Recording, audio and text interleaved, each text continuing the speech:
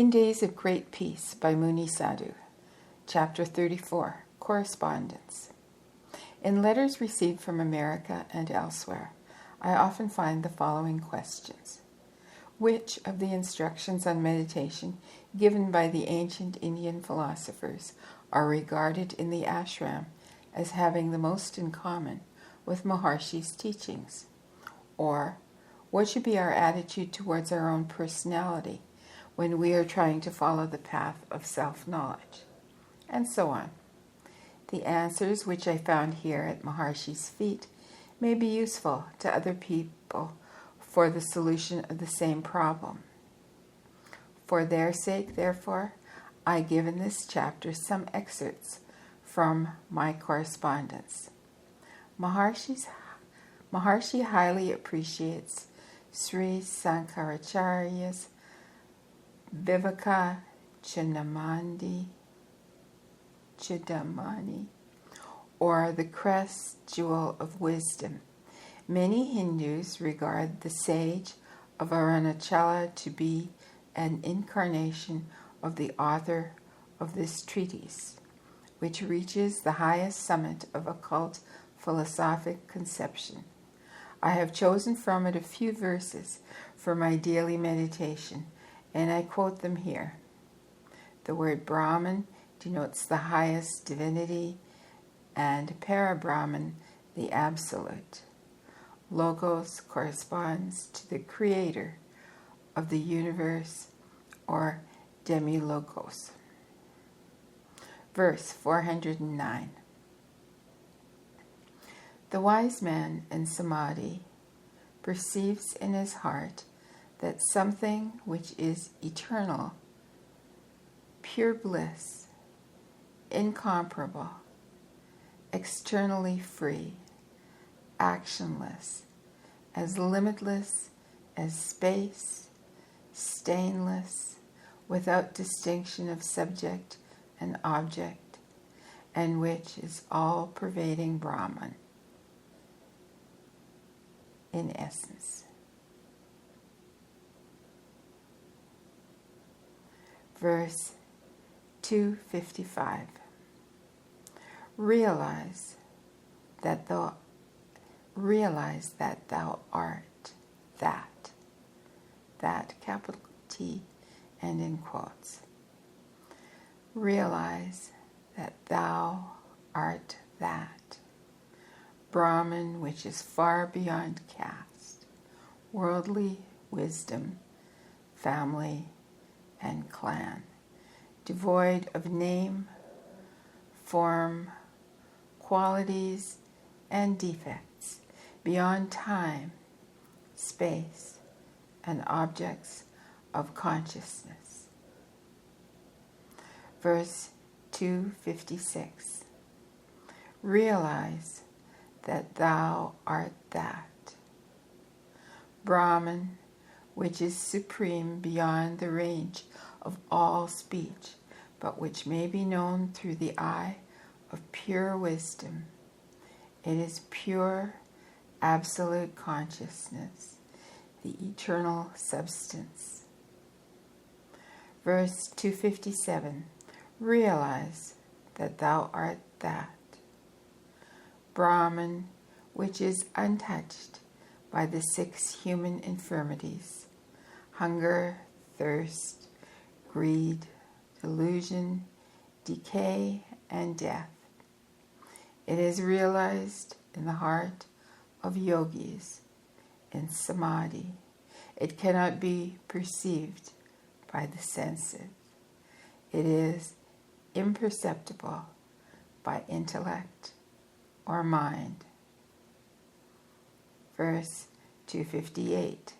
Realize that thou art that Brahman on which rests the world, created through ignorance. It is Brahman. Brahman is self-sustained. It is different from, in brackets, relative. It is different from truth and from untruth, indivisible, beyond mental representation. Verse 260. Realize that thou art that Brahman, which is the cessation of all differentiation, which never changes its nature, and is as unmoved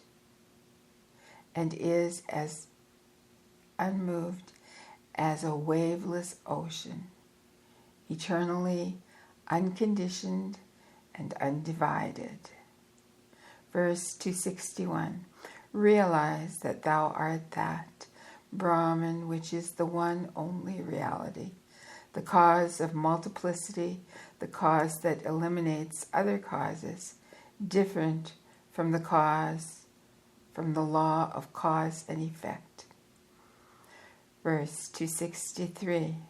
Realize that thou art that Brahman, that reality which manifests as many through the illusions of name, form, qualities change, but is yet unchanged, like gold, in various forms of golden ornaments.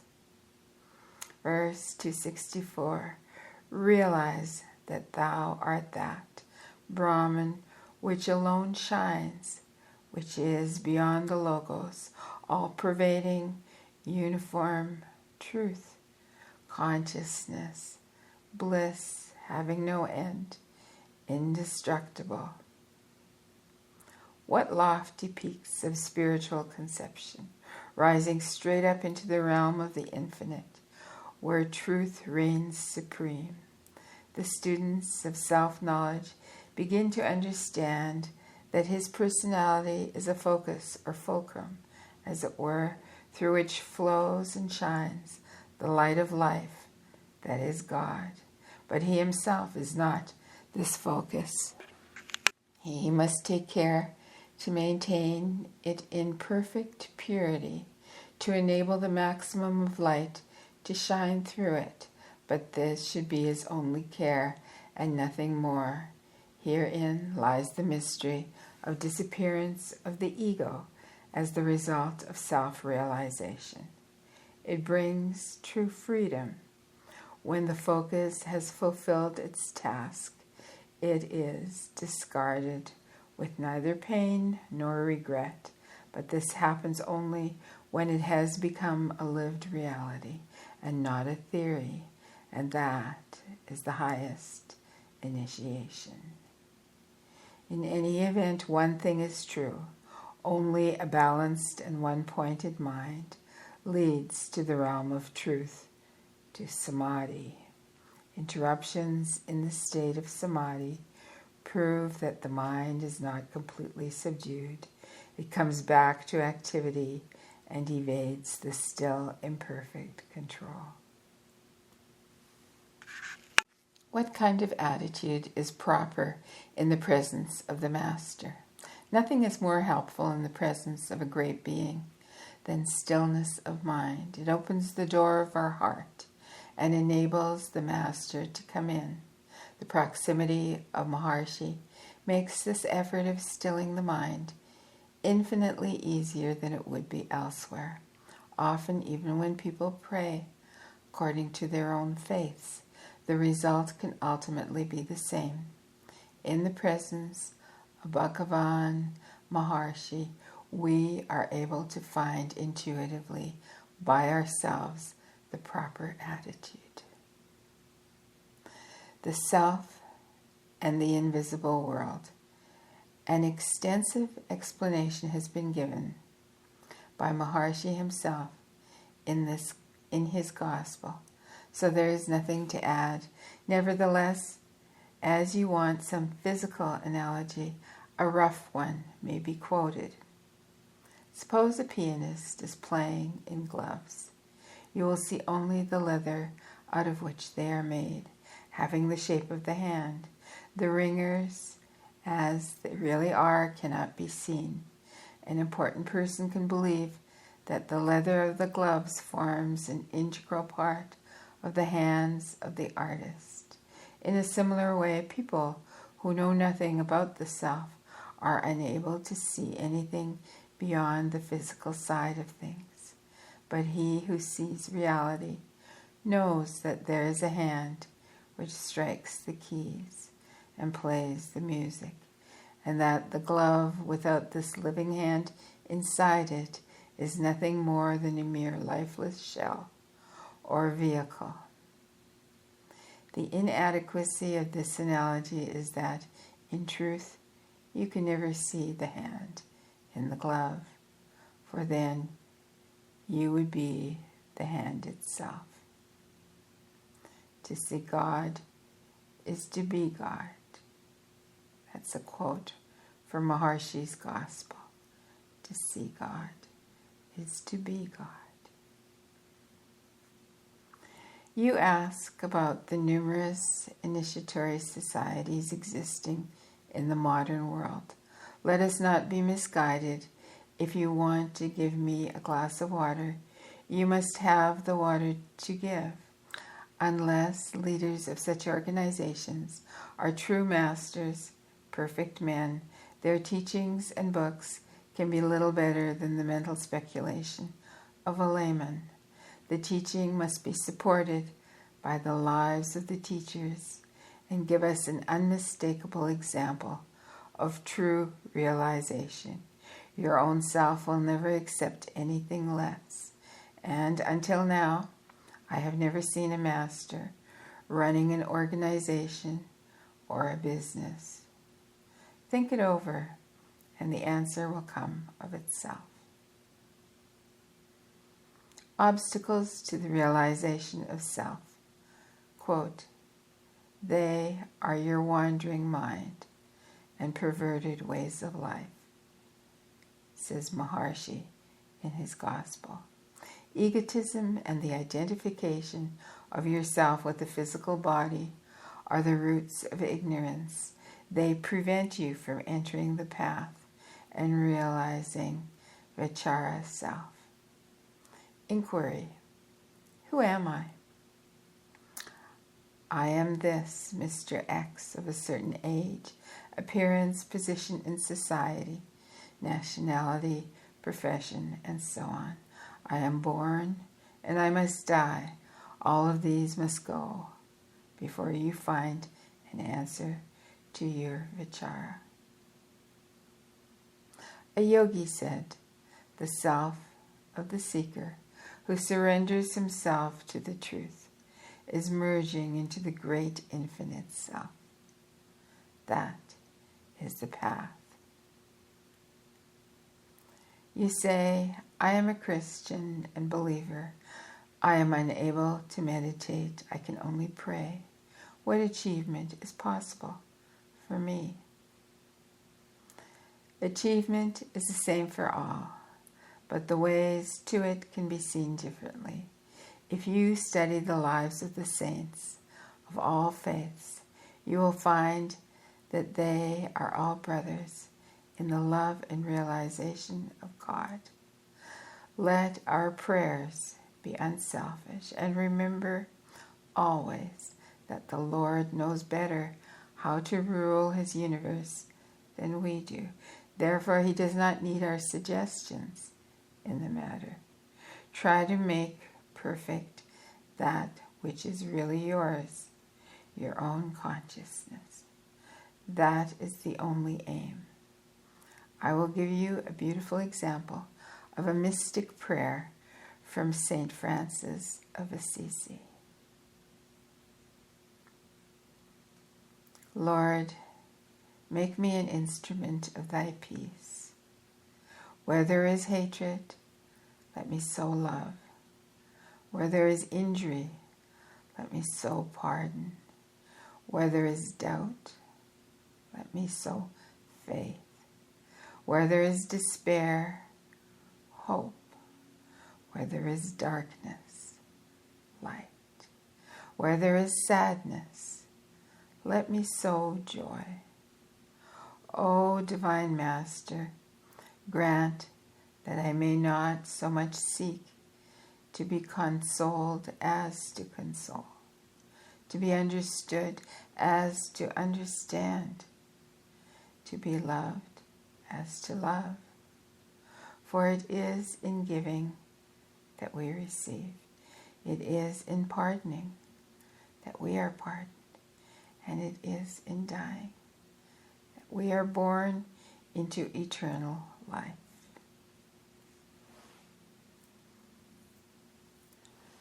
Maharshi has written in his gospel that his grace is too subtle to be described. Certainly he knows this far better than we do. Therefore, all attempts to explain in words what words cannot express are useless. Maharshi is always referring to grace as working on its proper level of spiritual reality, and yet you insist on obtaining an answer in words, which means within limitations imposed by our minds. It can be taken for granted that the attention paid by the Master to his disciple can be regarded as one of the characteristics of his relation to him. Therefore, let us be worthy of such attention. Surrender is the state of consciousness which is a condition of discipleship. When the disciple realizes that his ego personality is only a small ripple on the surface of an infinite ocean of the self, or over-self, which is reality, he deliberately begins to turn his attention away from it and tries to merge in that all, which generally takes the form of the Master. This is why surrender to the Master is a necessary step towards ultimate goal, for it means the realization for it means the realization of the true self, or God. Love. I do not remember who described love as a universal power of mutual attraction, acting everywhere between atoms, which represent the material veil of the universe, as well as between other different manifestations of consciousness. Perhaps there is some truth in these words, although when expressed in the world of relativity, they must necessarily be imperfect. But practically speaking, love is the only power that can support our effort to step out of conditioned relativity into reality. On the hard path to realization, any mental conception of the true goal, however lofty and sublime it must appear to us, will prove insufficient, because it is bound to disappear, together with the dissolution of our individual minds when they return to the one ocean of life. In other words, the man who is struggling on the path to realization knows how much he needs this motive power of love to overcome all obstacles. In occult literature, there are many proofs of this. It is good to remember the well-known words of St. Paul. Quote, "And though I have the gift of prophecy, and understand all mysteries and all knowledge, and though I have all faith, so that I could remove mountains, and have not charity, I am nothing." Only the reflection of truth itself can help us. Love is this reflection, and the highest form of love accessible to us is our love for the Master. The Master cannot come to all unloving disciple. No, the Master cannot come to an unloving disciple. If such a disciple could exist, just as light cannot penetrate into a room without windows, nothing can help the pupil if he has no love. He must have a living example and an ideal which is, above all doubts, and imperfections. You say that you know that without the Master there is no path, and you ask me, who am now at the feet of Bhagavan Maharshi. How is this truth realized in his presence? If you could come here and sit under the bamboo roof extending above Maharshi's couch, no answer would be necessary. You have some photographs of Arunachala Hill, but you will admit that it's not the same, as if you could climb or see for yourself the Hill of Grace. The same is true of the presence of Maharshi. You will find in this diary some of my personal experiences of it. Control the mind. Submit to me, and I will strike down the mind. From Maharshi's sayings, these words of the sage may be the best answer to your question. Anyhow, every time I am absorbed in the thought that no other unwanted idea can creep into my mind, hence no futile or evil thought has any access to my consciousness, the habit of harboring and feeding restless thoughts is now being replaced by the unruffled calm and peace of mind. But this is not sufficient for the vichara or path of inquiry. Who am I, as taught by Maharshi? A complete silence or stillness of the mind is essential. I have found deliberate help in long and cool meditations in the origin of the thinking process, and curiosity as the source of thoughts. Then I recognized that no thought can help me change my so-called future, and so on. We are simply duped by a mind which suggests the idea of the necessity of thinking. This subtle lie is hard to eradicate and hard to explain because we are practically unable to stop our thinking process at will, unless we are to a certain extent in that state of consciousness which extends beyond the mind. This higher consciousness, the mysterious samadhi, is the very aim of all seekers. As Maharshi said, samadhi alone can reveal the truth. And here's a quote from Maharshi's Gospel on samadhi.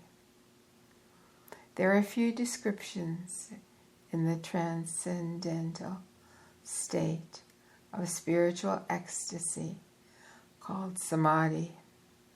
There are also several kinds of samadhi. Maharshi says briefly and clearly, in samadhi there is a feeling of I, or I am, and no thoughts. But no real description of this state of real being can assist us in its attainment. When samadhi comes, people are generally astonished at how false had been their mental ideas about it. These are some excerpts from the letters I wrote from the ashram in answer to my friends in other parts of the world, interested in true spiritual endeavor, but unable to go to India and see Maharshi. In his atmosphere of light and peace, I feel there is really only one great heart, of which the sage of Arunachala so often speaks. Therefore, my distant in space correspondence are in reality nearer to me now than they were when I was in their immediate physical presence.